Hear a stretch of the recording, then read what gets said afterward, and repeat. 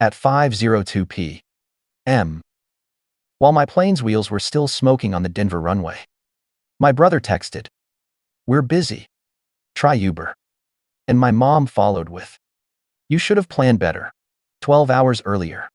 I'd watched them lower my wife into the ground on a hill outside Seoul.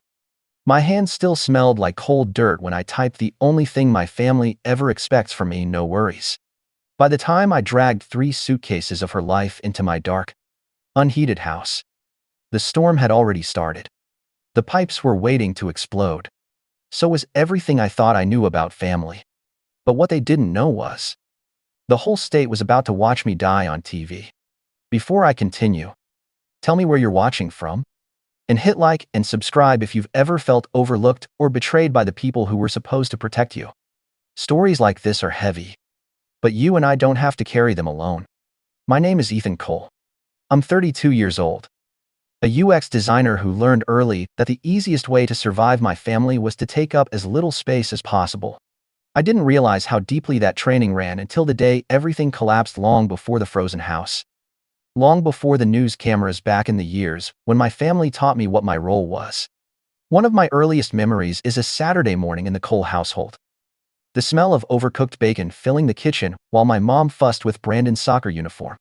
I had a drawing pinned to the fridge. A picture I'd won a small school contest for. Mom glanced at it once, smiled the way you smile at a cashier, and said, "Sweetie, make sure you get good pictures of your brother today. This championship matters for his scholarship." I nodded, camera dangling from my wrist.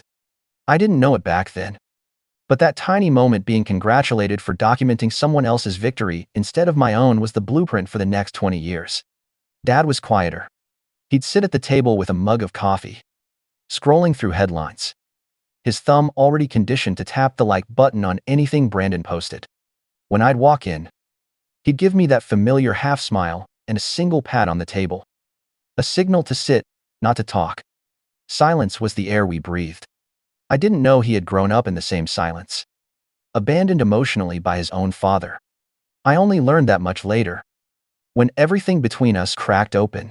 Brandon, 3 years older, lived in a different orbit, a louder one. Every trophy, every milestone, every minor success was treated like national news in our house. Mom crafted Facebook posts like press releases.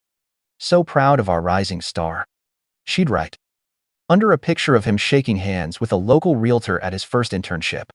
Meanwhile, when I got into a selective design program, she responded with, "Oh, good. That means you can help me redesign my bridge club flyers." By the time I hit high school, I was fluent in disappearing. Teachers told my parents I was talented, but the message never seemed to land. Brandon was the son who would make it, and I was the son who didn't cause trouble. In a family obsessed with reputation, that distinction mattered more than love. Years later, Austin felt like freedom.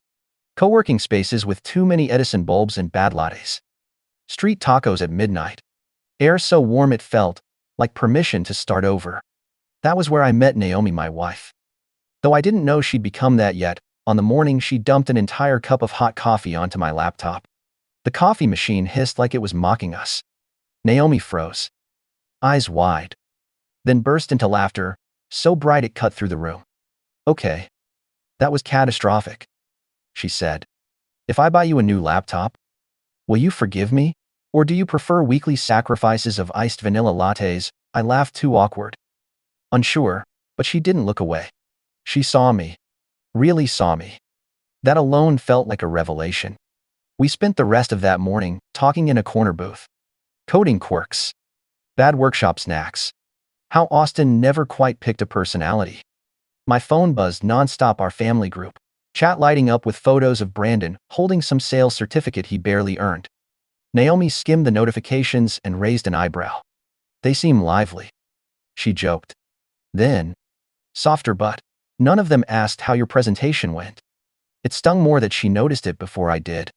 When remote work became permanent, I suggested Boulder, fresh air, mountains, something quieter than the chaos we'd been living in. Naomi lit up instantly. My family, predictably, didn't.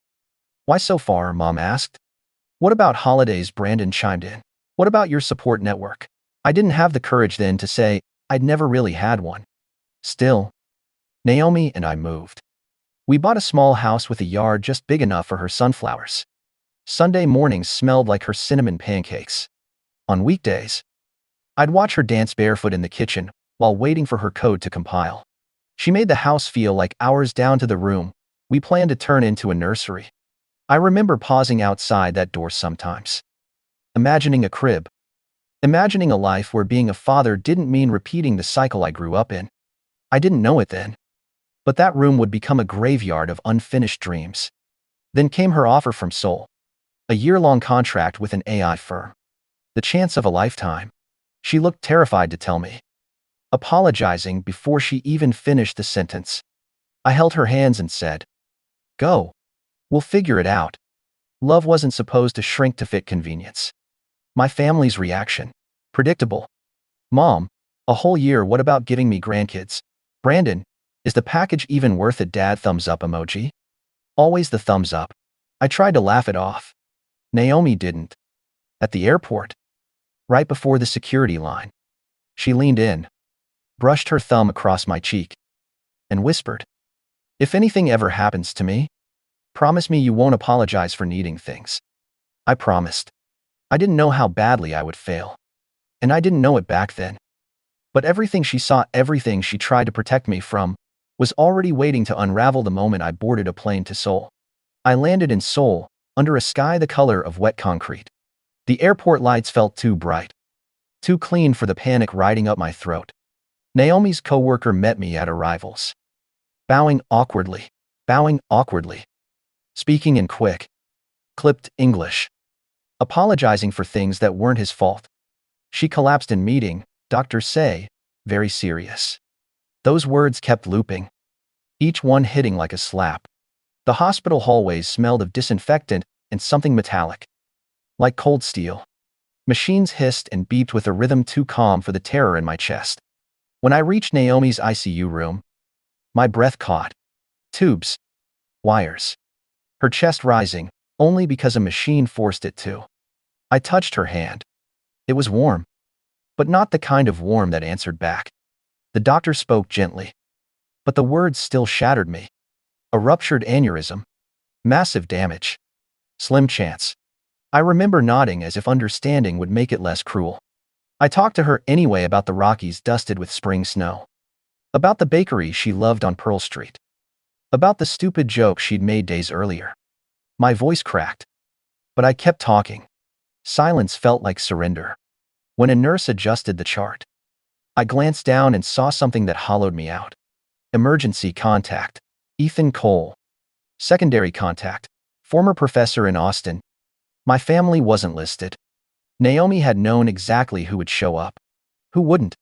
I called home anyway. Mom's first concern was insurance. "You made sure they're not overcharging you, right?" Brandon asked if I'd considered transferring her back to the States before costs get insane. Dad said nothing, only breathing into the phone like he was waiting to hang up. When I asked if they could fly to Seoul if things got worse, Mom hesitated. "Flights are expensive, sweetheart, and I have a big charity event next week."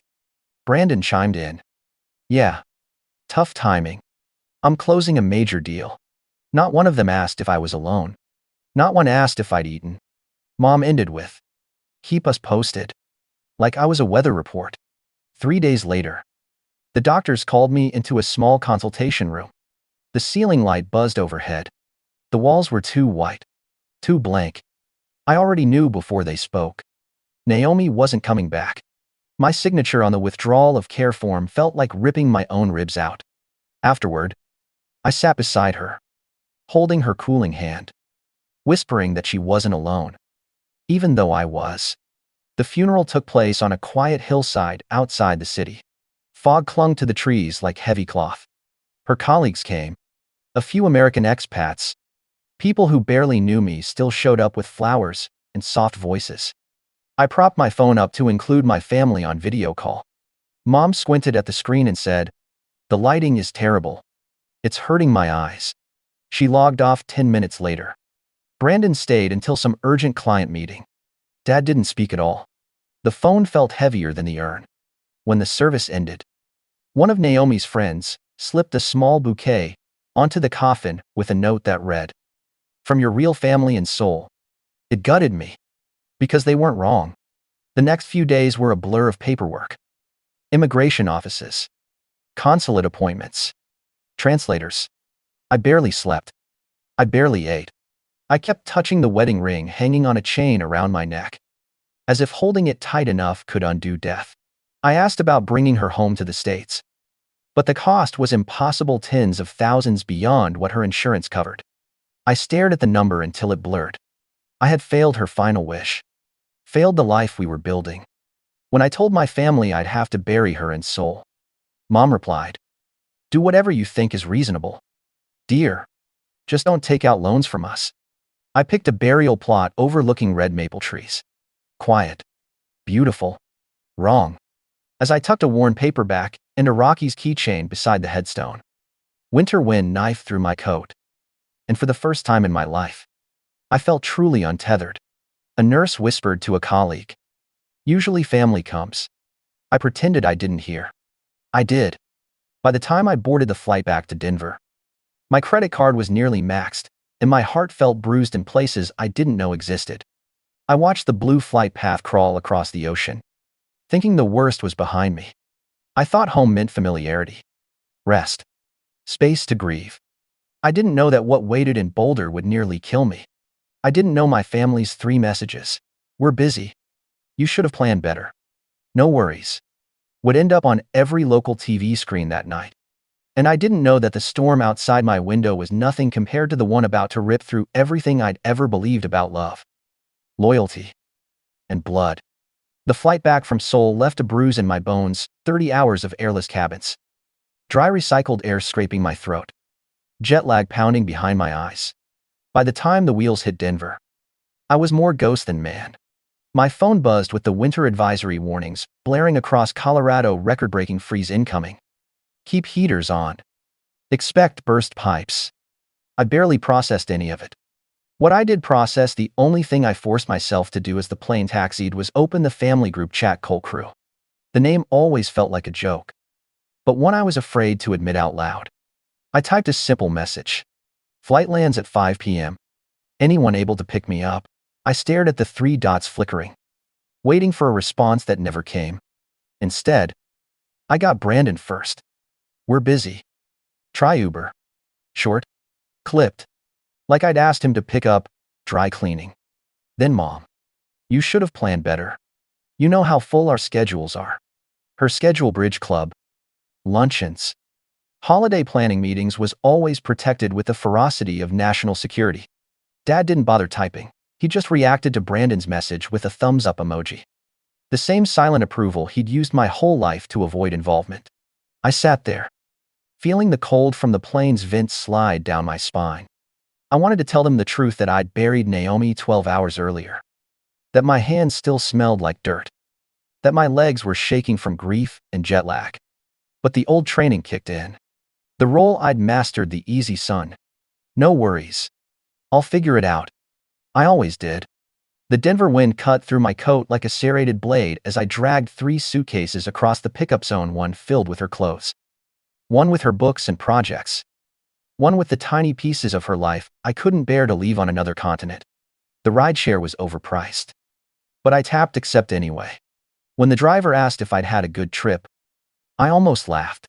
When we reached my house in Boulder, dusk was smudging the sky, purple and gray. Snow clung to the shingles. The air bit hard at my cheeks.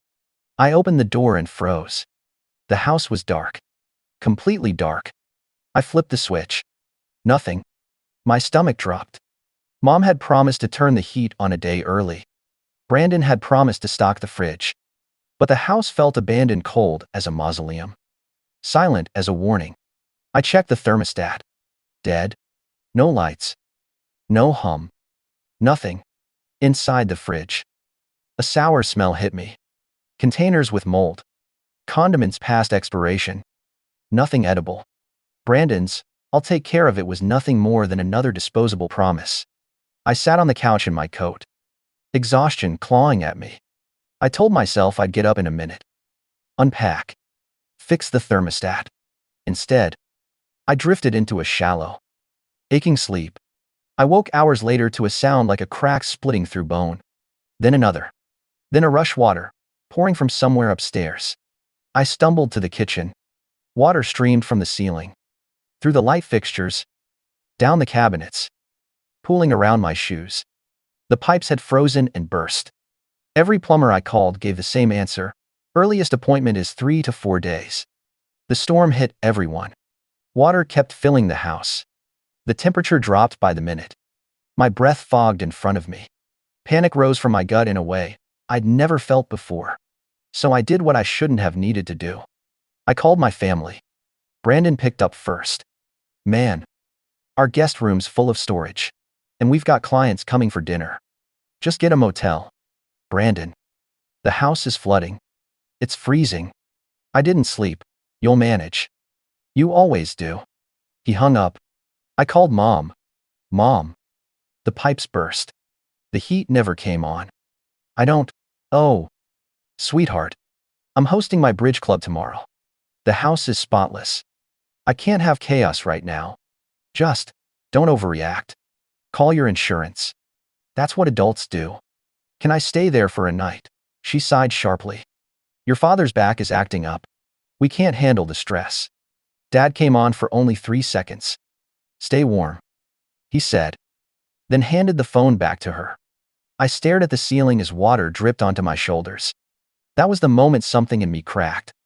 But the house wasn't done breaking. The water seeped into the light fixtures, causing the electricity to flicker violently. A plumber on the phone advised me to shut off certain circuits to prevent a fire. My head pounded. My limbs felt heavy. But I made my way to the basement. The stairs were slick. The basement was worse, water spreading across the floor in a cold, shimmering sheet. I reached for the electrical panel, fingers trembling, dizziness blurring my vision. My foot slipped. My arm slammed into the metal box. A surge of electricity tore through my body. Pain exploded in a white flash. Then everything went dark. When I came to, I was on the basement floor, cheek against ice-cold water, blood trickling from somewhere near my temple. I tried to stand. My legs buckled. The house hummed with a strange, low groan. Then the CO detector started screaming. At first, it sounded distant, underwater. Then sharp, shrill, insistent. My vision tunneled. My fingers refused to grip my phone. I crawled toward the stairs, each movement slower than the last. The cold infiltrated everything, my bones, my breath, my thoughts. The last thing I remember is thinking, maybe this wouldn't be the worst way to go. Maybe I'd see her again. I didn't know it. But across the street, Karen Miller had noticed water pouring from under my front door. She crossed the icy road, knocked, called my name, then dialed 911 when I didn't answer. I wouldn't hear the rest until much later. Paramedics breaking down the door, finding me unconscious, dragging me out of a house full of freezing water and toxic air. One of them picking up my phone from the soaked floor, the screen still open to the family chat. 3 messages glowing. We're busy. You should have planned better. No worries. That was the moment Jason Lee, the local reporter, learned my story. And that was when the real storm began. I woke up in a hospital bed with a tube in my arm and a pounding behind my eyes that felt like a sledgehammer. The room was too bright, too white. For a second, I didn't know which continent I was on. Then the cold memory of water, electricity, and Naomi's grave hit me with full force. A nurse with dark hair pulled into a neat bun approached. Her badge read Rachel No. You're awake, she said softly. That's good. You gave us a scare. My throat burned when I tried to speak. How long? You were unconscious for several hours. Severe hypothermia. CO. Exposure. Mild electrical trauma. Concussion. She hesitated. Another hour or 2. You might not have made it. The words hollowed me out. I had almost died. And my family had no idea. Because they hadn't checked. Not once. Rachel asked the standard intake questions. Did I live alone? Did I have someone who could stay with me during recovery? When I told her my wife had died less than 2 weeks earlier, she stopped writing. Her eyes softened in a way I hadn't seen from anyone with my last name in years. "You went through that alone," she whispered. I nodded. She wrote something on my chart. I later saw the note limited family support. It was the first time an official document had ever said the truth out loud. By evening, the local news was buzzing through the hospital TVs. A cold front update. Storm damages. Shelter lists. I barely paid attention until I heard a reporter say, "A Boulder man nearly died today after returning from his wife's funeral overseas." My stomach tightened. The screen showed footage of firefighters outside my house. Water spilling across the driveway. Paramedics wheeling someone out on a stretcher. Me, a neighbor Karen, was being interviewed. Wrapped in a blanket. Voice shaky. I saw water pouring from under the door. She said. He wasn't answering. I just knew something was wrong. The report went on. The frozen pipes. The CO levels. The near electrocution. Then the kicker, a paramedic describing what he found. His phone was on the floor. Screen cracked. Still open to a family group chat.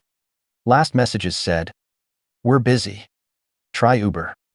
You should have planned better. And no worries." He typed that last part. Guess he didn't want to bother them. Rachel inhaled sharply when she heard it. I just stared. The whole state could see the life I'd been trying to survive quietly for 32 years. An hour later, the door to my room burst open. Brandon walked in first. Jaw tight. Mom followed, clutching a grocery store bouquet, still wrapped in plastic. Dad trailed behind, eyes fixed on the floor. Mom rushed to my bedside. "Oh, sweetheart. What happened?" That news report made everything sound horrible. Not what happened to you, but what the news said. Brandon crossed his arms. They framed it wrong. People are misunderstanding our family. I stared at him. Misunderstanding what? That you were alone. That we didn't help. You know how TV twists things. They read the texts. I said, "Your actual words." Brandon's jaw clenched. Well, context matters. What context? My voice was hoarse but steady. Mom leaned in. "Honey, if you told us how bad it was, we would have done more. But you always say you're fine." I felt something inside me crack again this time, not from grief, but clarity. I always say I'm fine because that's the only answer you ever make room for. Before she could respond, Dr. Harris stepped into the room. "Good. You're all here," he said briskly. "We need to discuss Ethan's discharge plan." Mom straightened. "Of course. He'll come home with us. We're family." Brandon nodded like they were presenting a united front. Dr. Harris didn't look at them. He looked at me. "Ethan, you cannot be alone for at least 48 hours. Concussion, trauma, and hypothermia all require supervision. The question is, where do you feel safe? Who can provide actual support?" Mom jumped in before I could open my mouth. "We can. Absolutely." Rachel stood at the foot of my bed, arms crossed. A subtle barrier between me and them. "Ethan," she said gently, "you don't have to choose an option that makes you uncomfortable. There are hotels, community programs, even neighbors willing to help." Mom stiffened. "Neighbors really?" Brandon scoffed. "We're his family. This is unnecessary." Dr. Harris turned back to me. His tone softened but stayed firm. "What do you want?" 3 words. No one in my family had ever asked them before. I looked at Mom, eyes wide. Panicked. Brandon, jaw tight. Annoyed. Dad finally looking at me. Not through me. And then I heard Naomi's voice in my head. Clear as the day she left for Seoul. "If anything happens to me, don't apologize for the things you need." I swallowed hard. My pulse hammered. But the decision rose from somewhere deep and newly alive inside me. "I want the hotel," I said. "Not your house." Mom froze. "What? I'm choosing the hotel." Brandon stepped forward. "Ethan, don't be dramatic. This looks bad. People already think I almost died alone." I said quietly, "That's not my drama. That's my reality." Silence smothered the room. Dad shifted, staring at the tile floor. Something flickered in his expression: shame. Maybe. Recognition. The echo of his own childhood. Mom's face hardened. You're humiliating us. I let out a breath that felt like shedding a skin. No. You did that yourselves. Rachel didn't hide her small, approving nod. Doctor. Harris signed the discharge order. Brandon stormed out. Mom followed, muttering, "This is unbelievable." Dad paused at the door, looked back, opened his mouth like he wanted to say something then didn't. When they left, the room felt lighter. Not painless, but mine. I didn't know it yet. But that one sentence, "I'm choosing the hotel," was the first brick in the wall that would reshape my entire life. The morning of my discharge felt unreal. Like waking up inside someone else's body. A light snow dusted the hospital window. Soft and calm, nothing like the storm brewing in the hallway outside my room. Jason Lee, the reporter whose segment had blown everything open, was waiting with a camera crew near the nurse's station. Rachel gave me a subtle glance. "Are you up for this?" I didn't know the answer, but something in my chest, raw, bruised, alive, pushed me forward. Jason approached me gently. "Ethan, I want to give you the chance to speak for yourself. No names. No blame, just your voice." My voice. A thing I'd spent my whole life swallowing. I nodded. They led me into a small conference room with cold fluorescent lighting and a long oak table. The air smelled faintly of bleach and coffee, clinical. Sterile. Nothing like the chaos inside me. A single camera stood facing a chair. I sat. The chair creaked. My heart hammered. Then the door opened again. My family walked in. Mom leading. Brandon right behind her. Dad trailing like a shadow. They must have waited in the parking lot, watching the news trucks, calculating the optics. Mom's smile was tight, brittle.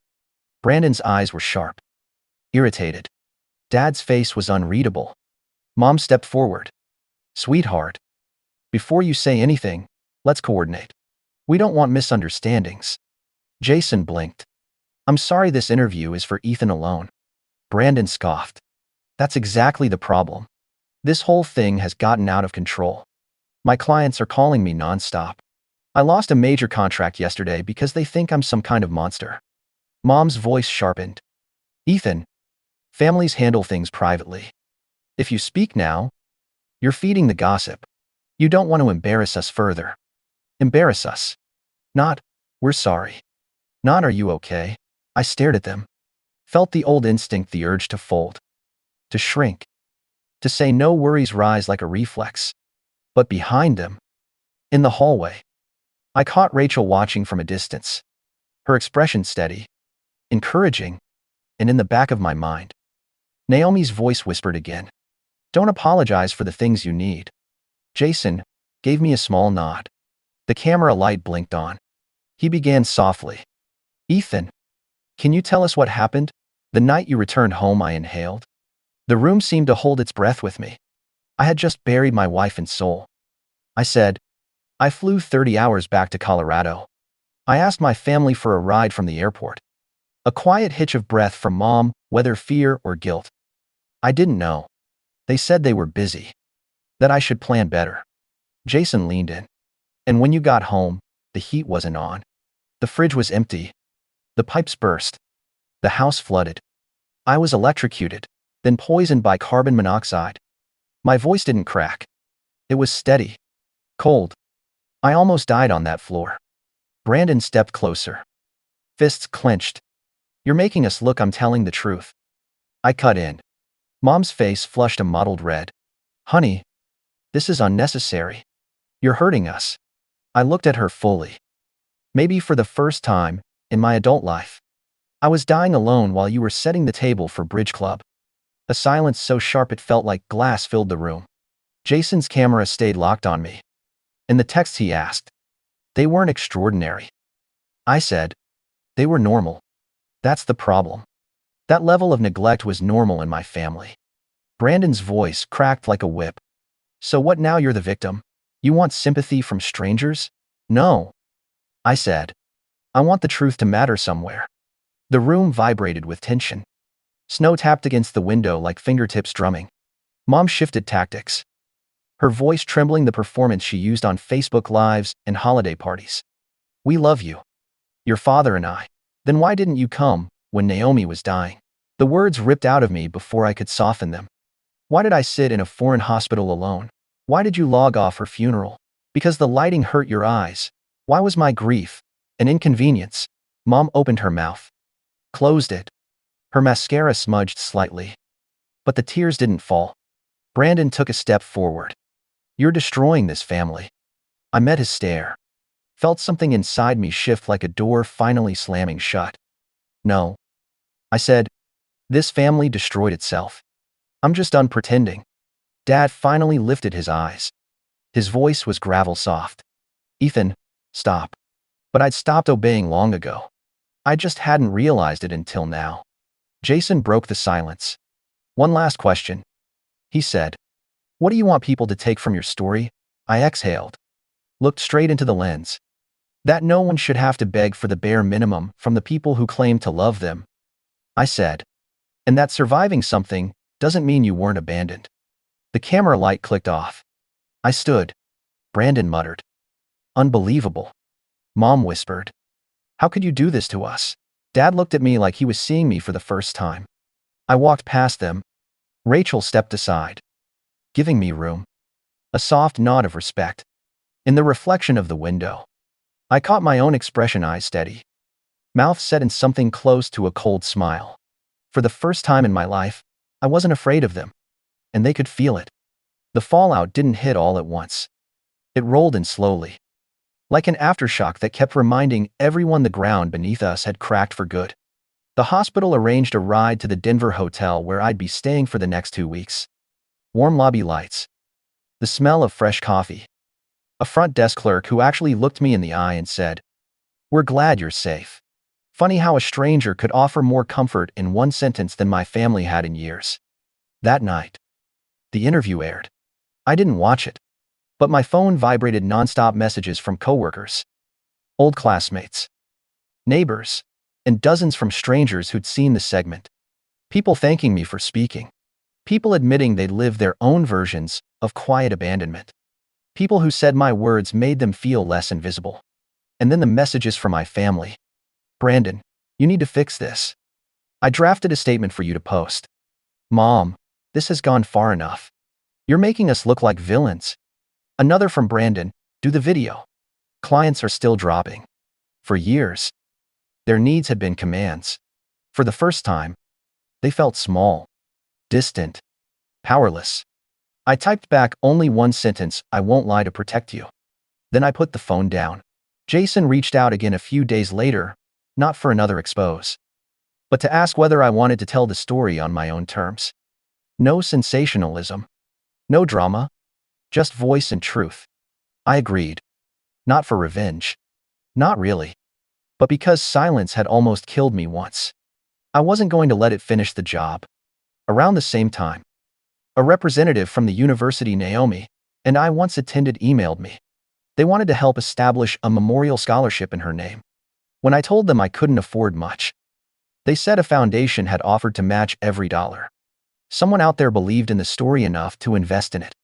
Someone who understood what Naomi had meant to me, how she had tried to pull me out of the shadows long before the world saw my family's neglect.